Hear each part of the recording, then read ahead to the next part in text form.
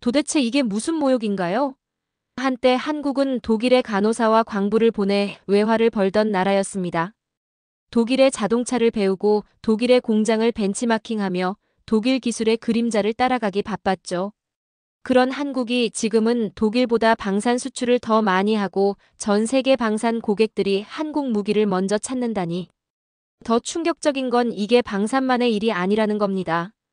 자동차도 반도체도 배터리도 심지어 생산 방식까지도 독일은 이제 한국을 배우고 있습니다. 이 모든 현실을 직접 마주한 한 독일 방산 컨설턴트의 고백. 그는 한국을 무시했고 방산에서만큼은 독일이 독보적일 거라 믿었습니다. 그러나 한국을 직접 경험한 후 그는 이렇게 말합니다.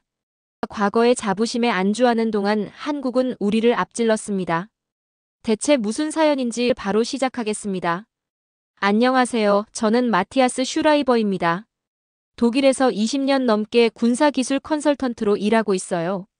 유럽 전역의 방산 프로젝트를 분석하고 각국의 무기 도입 정책을 자문하는 일을 해왔습니다. 그런데 최근에 제 자존심에 큰 상처를 입게 됐어요. 독일 방산 기술의 자부심이 한순간에 무너지는 걸 직접 경험했거든요. 모든 일은 2024년 초 독일 정부가 본격적인 군사 재무장을 선언하면서 시작됐습니다. 라인메탈, 크라우스 마파이, 그리고 심지어 폭스바겐까지 군수 산업에 뛰어든다는 뉴스가 터져나왔죠. 저뿐만 아니라 독일 방산업계 사람들 모두 기대에 부풀어 있었습니다. 이제 다시 독일의 시대가 오는군 하고 믿어 의심치 않았어요. 그런데 뭔가 이상했습니다. 독일이 이렇게 공격적으로 방산 산업을 확장하는데 정작 유럽 각국이 독일 무기를 사지 않고 있더라고요. 뉴스에서는 연일 충격적인 소식들이 들려오고 있었습니다. 폴란드, 한국과 대규모 방산 계약 체결. 체코, 한국제 무기 도입 가능성 높음. 루마니아, 한국과 협력 논의 중. 심지어 북유럽 국가들까지 모두 한국과 접촉 중이었어요. 이게 대체 무슨 일이었을까요?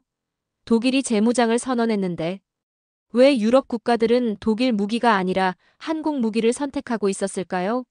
머릿속이 복잡해지기 시작했습니다. 사실 한국 방산 산업이 급성장하고 있다는 사실은 알고 있었어요. K9 자주포가 세계 여러 나라에서 도입되고 있고 K2 전차가 폴란드에서 생산된다는 것 정도는 알고 있었습니다. 하지만 그것이 독일을 위협할 수준이라고는 생각하지 않았어요. 아무리 그래도 독일이 한국보다 방산에서 앞설 텐데 라고 생각하고 있었거든요. 그때 프랑스 방산업계 동료인 장 마르크가 제게 충격적인 이야기를 했습니다. 독일이 유럽 시장에서는 이미 한국에 밀리고 있다는 거였어요. 도저히 믿을 수 없었습니다. 이 의문을 풀기 위해 직접 한국을 방문하기로 했습니다. 서울행 비행기에 앉아 창밖을 바라보는 동안 묘한 감정이 들었어요. 독일 군사기술 컨설턴트로서 한국에 간다는 사실에 조금은 자존심이 상했죠. 하지만 다른 한편으론 한국이 도대체 뭘 했기에 유럽 방산 시장에서 독일을 밀어냈는지 호기심도 컸습니다. 어릴 때부터 한국은 제게 익숙한 나라였어요. 1980년대 초반 집 근처 탄광 마을에서는 한국에서 온 광부들 이야기가 자주 들렸죠. 아버지가 일하던 광산에서 만난 한국인 광부들은 가족과 떨어져 독일에서 힘든 일을 하며 외화를 벌고 있었습니다. 당시 한국은 그 정도로 가난한 나라였어요. 그 시절 독일에 한국인들이 찾아온 이유는 단순했습니다. 독일의 산업기술과 체계를 배우기 위해서였죠. 대학 시절 경제학 교수님은 한국이 독일의 제조업과 경제성장 모델을 철저히 분석해 자국 산업을 키웠다고 가르쳤어요. 저는 그때 한국을 우리를 보고 배우는 나라 정도로만 생각했습니다. 그런데 지금 상황은 완전히 달랐습니다. 비행기 안에서도 독일 사람들은 대부분 삼성이나 LG 스마트폰을 사용하고 있었어요. 옆자리 승객 마이클은 이미 한국이 독일을 앞질렀다고 말했습니다. 심지어 독일 기업들이 한국 기업에게 배우러 간다는 거였어요. 믿기지 않았습니다. 과거 독일이 한국의 산업 발전을 지원했는데 이제는 독일이 한국을 배우러 간다고요? 호텔로 가는 택시 안에서 서울의 야경을 바라보며 여전히 반신반의하고 있었습니다. 내일부터 직접 확인해 볼 수 있겠죠. 다음 날 아침 한국의 방산 기업 중 하나인 한화에어로스페이스의 K9 자주포 생산 공장 방문이 잡혀 있었습니다. 현장에 도착해 생산 라인으로 들어가자마자 숨이 턱 막히고 말았어요. 어딜 둘러봐도 끝없이 펼쳐진 거대한 공장 안에는 수십 대의 K9 자주포가 마치 줄을 선 병사들처럼 서 있었습니다. 대체 어떻게 이 엄청난 생산 규모가 가능한가요? 제가 믿을 수 없다는 듯 물으니 공장 책임자인 김 과장은 웃으면서 대답했죠. 우리 공장은 월 평균 수십 대 이상의 K9 자주포를 생산합니다. 독일의 PGH-2000 생산 속도와 비교하면 많이 빠르다고들 하죠. 그 순간 솔직히 자존심이 상했어요. 하지만 팩트는 인정해야 했습니다. 독일의 대표 자주포인 PGH-2000은 아무리 빨리 생산해도 한 대당 최소 1년 이상 걸렸습니다. 그런데 지금 눈앞에 있는 K9 자주포는 몇 달 만에 수십 대를 쏟아내고 있었죠. 김 과장이 제 표정을 읽었는지 말을 이어갔어요. 사실 우리 회사가 폴란드에서 대규모 계약을 따는 것도 속도 덕분입니다. 독일 자주포도 좋지만 폴란드는 러시아 위협 때문에 하루라도 빨리 무기를 받고 싶어 했어요. 독일이 몇 년 걸리는 생산량을 우리는 몇 달이면 만들어냅니다. 순간 제 머릿속에서 얼마 전 독일 방산 관계자 회의가 떠올랐어요. 라인메탈과 폭스바겐이 전차 생산 라인을 확대하려 했지만 민수 공장을 군수용으로 전환하는데 최소 수년이 걸릴 거라는 우려 때문이었죠. 독일은 이제야 군사 재무장을 선언했지만 한국은 이미 유럽 시장에서 엄청난 생산력을 무기로 독일을 압도하고 있었던 겁니다. 그런데 K9 자주포가 정말 독일의 PGH-2000과 성능면에서 경쟁력이 있나요? 제가 자존심을 다독이며 다시 물었어요. 김 과장은 담담히 고개를 끄덕이며 답했죠.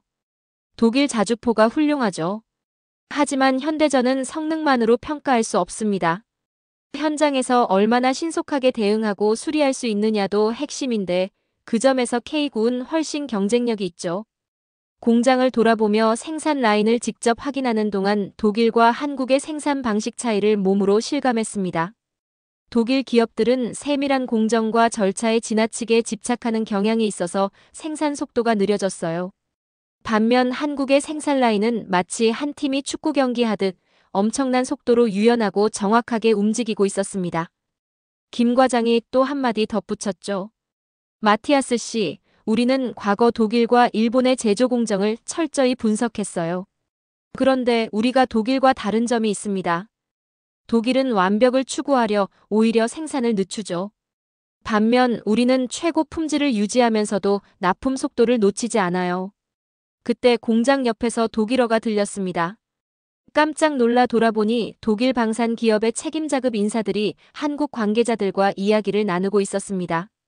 독일 측 대표 중 한 명이 저를 발견하고 놀라워했어요. 마티아스 씨도 오셨군요. 우리도 한국의 빠른 생산 시스템을 배우러 왔습니다. 이제 독일도 이 생산 방식을 받아들여야 하거든요. 한화 에어로스페이스 공장을 다녀오고 며칠 뒤 독일 방산기업 라인메탈과 KMW 그리고 폭스바겐의 핵심 임원들이 비밀리에 한국을 방문했다는 소식을 들었습니다. 이 사실을 확인하기 위해 독일 대사관 관계자인 친구 토마스에게 연락했어요. 그는 독일 정부가 직접 주도해 한국 방산산업의 생산 방식을 배우도록 주선했다고 말했습니다.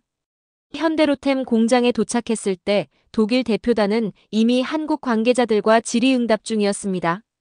그들은 폴란드가 K 전차를 선택한 이유와 독일이 한국의 생산 시스템을 도입하면 얼마나 빨리 생산성을 높일 수 있는지 등 구체적인 질문을 던지고 있었어요. 현대로템 관계자는 과거 독일의 전차 생산 방식을 연구해 복잡한 공정을 단순화하고 개선했다고 설명했습니다. 독일 대표단의 얼굴은 복잡해 보였어요. 그들이 한국 관계자들의 설명을 듣는 모습을 보며 독일이 한국의 빠른 성장 속에서 변화하지 못했다는 현실을 받아들여야 했습니다. 질의응답이 끝나고 독일 대표단이 자리를 떠나려 하자 저는 그들과 인사를 나누기 위해 다가갔습니다. 그들은 제 얼굴을 보자마자 어색한 웃음을 지었어요. 그중 한 명인 KMW 임원 디트리히가 조용히 제게 말했죠. 마티아스, 이건 독일 방산 업계 패배가 아니야. 다만 인정할 건 인정해야 해. 한국이 방산에서 독일을 앞섰다는 걸 받아들이기 힘들지만 사실이니까. 독일이 다시 경쟁력을 얻으려면 한국을 철저히 배워야 해. 이제 독일 정부도 그걸 인정하고 있어. 현대로템 공장을 다녀온 후 혼란에 빠졌어요. 한국의 빠른 생산 속도는 독일 방산 관계자들에게 이미 큰 충격이었죠. 하지만 그래도 우리 독일의 품질과 기술력만큼은 우위에 있지 않을까 하는 일말의 자존심이 아직 제게 남아 있었거든요. 다음 날 오후 서울에 있는 유럽 방산 전문가들이 자주 모이는 모임에 초청을 받았습니다. 그 자리에는 폴란드, 체코, 루마니아 등 유럽 국가들의 국방부 관계자들이 다수 참석했어요. 이 모임은 비공식적이지만 유럽 방산 시장의 흐름을 가장 정확히 알 수 있는 자리였죠. 제가 도착하자마자 폴란드 국방부의 카밀 대령이 먼저 다가와 반갑게 인사했습니다. 그는 최근 폴란드가 한국과 맺은 초대형 방산 계약의 실무를 담당한 인물이었죠. 고급스러운 와인을 한 잔 손에 들고 있던 그는 마치 오랜 친구를 만난 듯 저를 반겨주었습니다. 모임 장소는 서울의 고급 호텔 라운지였는데 창문 너머로 보이는 한강의 야경이 눈부셨어요. 저는 그에게 직설적으로 질문했어요. 카밀, 독일제 무기 대신 한국 무기를 대량으로 도입한 이유가 뭐죠? 솔직히 품질에서는 독일이 더 우위 아닌가요? 카밀은 제 어깨를 두드리며 미소를 지었어요. 독일 기술이 우수한 건 분명해요. 하지만 현대의 무기 선택은 기술 하나만으로 이루어지지 않아요. 독일 무기는 너무 비싸고 유지 비용이 많이 들어요. 한국 무기는 성능도 훌륭하지만 가격이 합리적이고 유지 보수도 매우 간단해요. 그의 설명을 들으며 저는 와인 잔을 꽉 쥐고 있었어요. 가격과 유지 보수. 그런 요소들이 정말 독일의 우수한 기술보다 중요할까요? 저는 여전히 이해가 되지 않았습니다. 그 순간 다른 유럽 국가 국방부 관계자들도 우리 대화에 끼어들었어요. 체코 국방부에서 온 야쿠브 파벨이 말했습니다. 우리 모두는 독일 엔지니어링을 존경합니다. 독일 무기의 정밀도와 내구성은 정말 놀랍죠. 하지만 유럽 국가들이 무기를 도입할 때 가성비를 따지는 건 당연하잖아요. 독일 무기는 그 점에서 매력이 많이 떨어져요. 저는 깊은 숨을 쉬며 반문했어요. 하지만 무기의 안정성이나 내구성 측면에선 독일이 앞서 있지 않습니까? 전장에서 병사들의 생명을 지키는 건 결국 무기의 품질 아닌가요? 그때 루마니아 국방부 소속 안드레이가 말을 보탰어요. 그가 손에 들고 있던 스마트폰으로 몇 장의 사진을 보여주면서 설명했습니다. 그 부분도 과거엔 독일이 확실히 앞서 있었죠. 하지만 지금은 달라요. 한국은 이미 독일 기술과 품질 수준을 따라잡았고 여러 면에서 오히려 더 효율적이에요. 실제로 K2 전차와 K9 자주포를 시험해 본 후에 독일과의 차이를 거의 느끼지 못했어요. 그의 스마트폰 화면에는 루마니아 군이 한국 무기를 테스트하는 장면이 담겨 있었습니다. 험한 지형에서도 안정적으로 작동하는 K9 자주포의 모습이 선명했어요. 안드레이는 스크롤을 내리며 계속 설명했습니다. 이건 우리가 직접 테스트한 결과예요. 한국 무기는 독일 무기만큼 안정적이면서도 훨씬 사용하기 쉽습니다. 부품 교체도 간단하고 현장에서의 수리 가능성도 높아요. 카밀이 다시 입을 열었습니다. 그의 목소리에는 확신이 가득했어요. 독일은 무기 판매에서 요구사항이 많아요. 이거 해라, 저거 하지 말라며 조건을 붙이죠. 한국은 다릅니다. 한국 방산업체들은 우리 폴란드의 요구를 정확히 듣고 그대로 반영해 주었어요.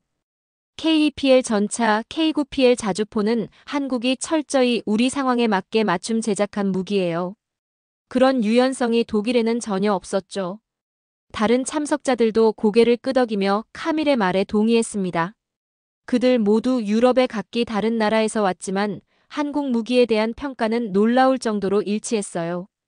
독일 무기의 품질은 인정하지만 가격과 납기, 유지 보수, 그리고 고객 맞춤 능력에서는 한국이 훨씬 앞서 있다는 것이었습니다.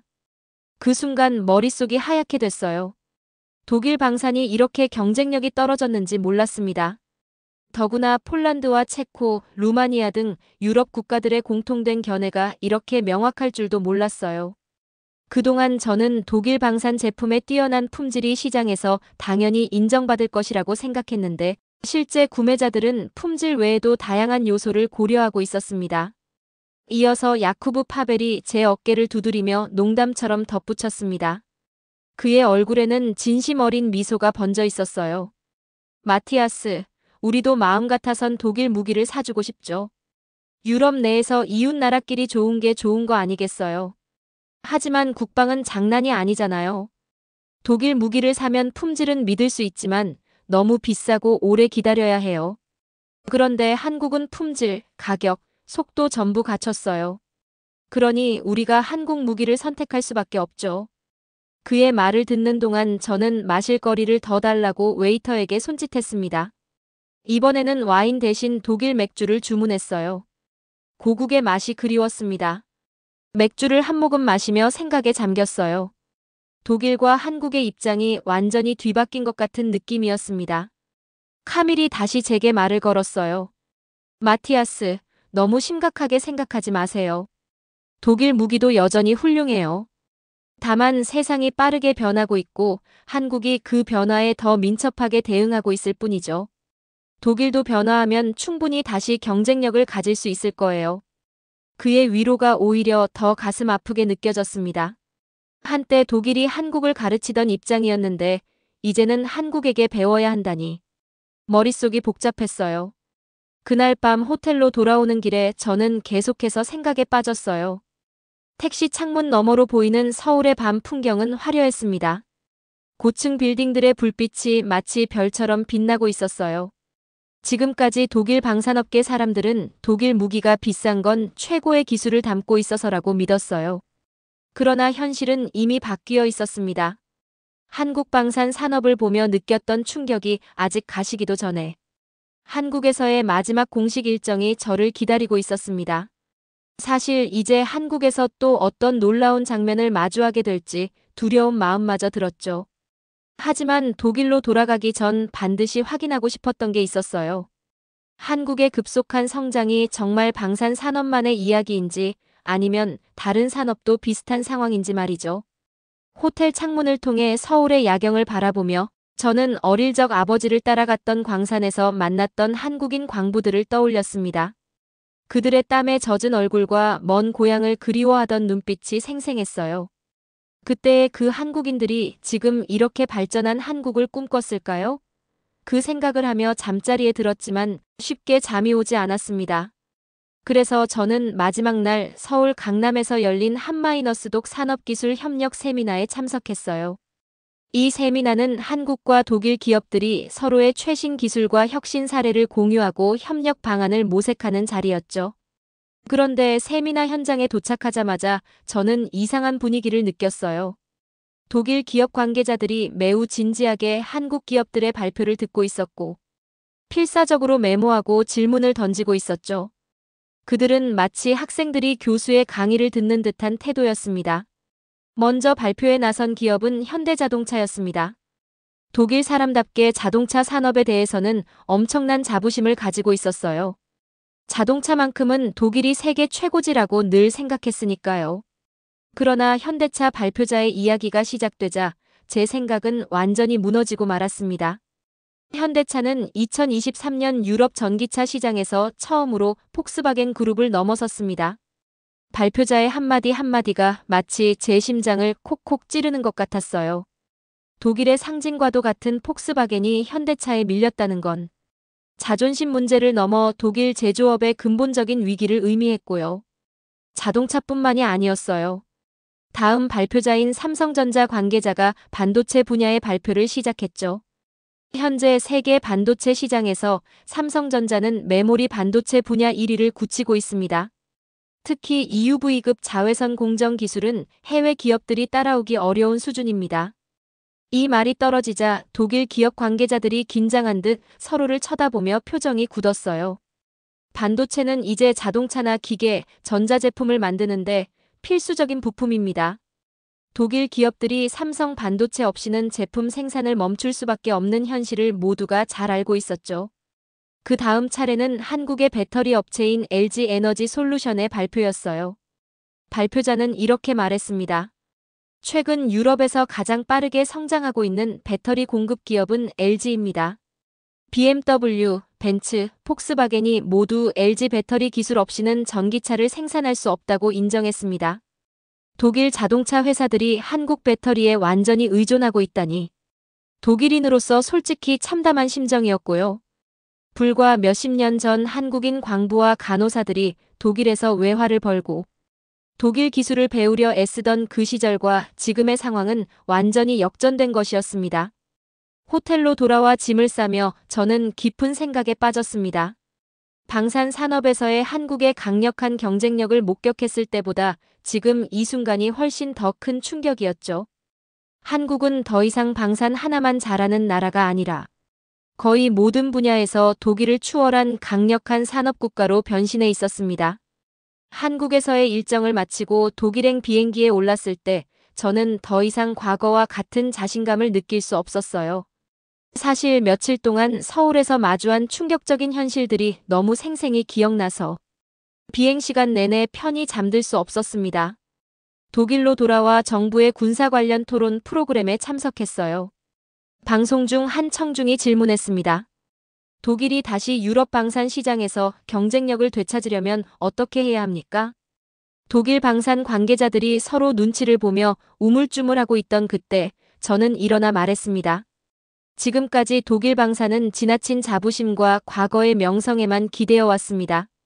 우리가 최고라는 착각 속에서 변화와 혁신을 소홀히 했죠. 한국은 완전히 다른 접근법으로 빠르게 우리를 추월했습니다. 이제는 우리가 한국의 방식을 배우고 그들의 강점을 철저히 분석해 반영해야 합니다. 며칠 후 저는 독일의 저명한 방산 전문 잡지로부터 칼럼 기고를 부탁받았습니다. 글을 마무리하며 저는 이렇게 적었어요. 독일 방산 산업이 위기에서 벗어나려면 한국을 진심으로 배워야 합니다. 한국은 더 이상 독일을 따라가는 나라가 아니라 우리가 따라잡아야 할 나라가 됐습니다.